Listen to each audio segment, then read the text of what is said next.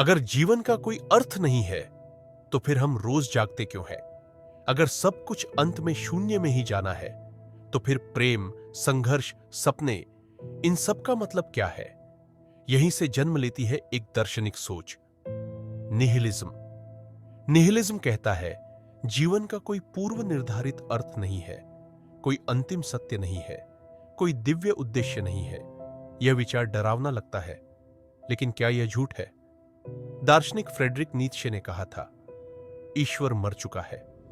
इसका अर्थ यह नहीं था कि भगवान नहीं है, बल्कि यह कि पुराने मूल्य अब हमारे जीवन को दिशा नहीं दे पा रहे।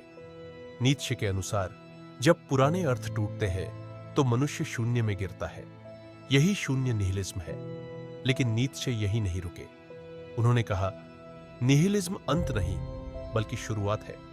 अब सवाल उठता है, क्या शून्य ही अंतिम सत्य है? भगवान बुद्ध ने कहा, सब कुछ अनित्य है, सब कुछ क्षणिक है। जिसे हम स्थायी समझते हैं वह भ्रम है। बुद्ध का शून्य नकारात्मक नहीं था, वह मुक्ति का द्वार था। बुद्ध कहते हैं, जब तुम सब अर्थ छोड़ देते हो तभी तुम वास्तविकता को देख पाते हो। अब आते हैं ओशो पर। ओशो कहते हैं, निहिलिज्म आधा सच है।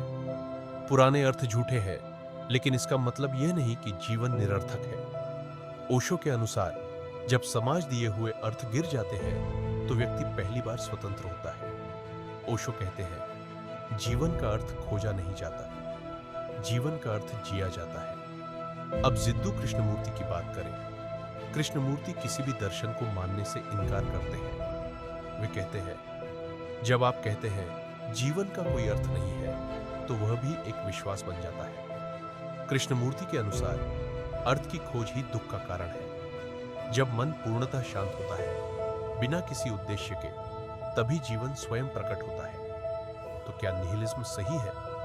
अगर जीवन का कोई तय अर्थ नहीं है तो इसका मतलब यह नहीं कि जीवन बेकार है। इसका मतलब यह है, अब अर्थ आपकी जिम्मेदारी है।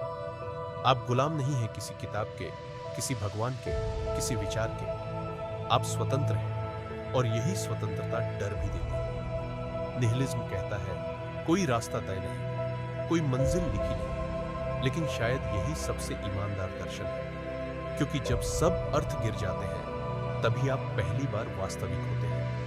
अंत में एक गहरी बात, अगर जीवन का कोई अर्थ नहीं है तो हर क्षण अमूल्य है, क्योंकि यह दोबारा नहीं आएगा। और शायद अर्थ की अनुपस्थिति ही जीवन का सबसे बड़ा अर्थ है।